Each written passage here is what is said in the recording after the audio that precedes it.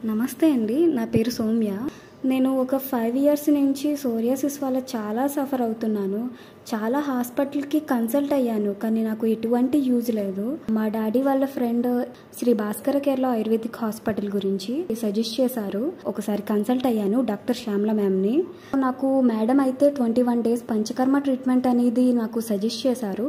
So నేను madam చెప్పిన ఇన్స్ట్రక్షన్స్‌నే follow అవుతూ నేను పంచకర్మ ట్రీట్మెంట్ అనేది తీసుకున్నాను.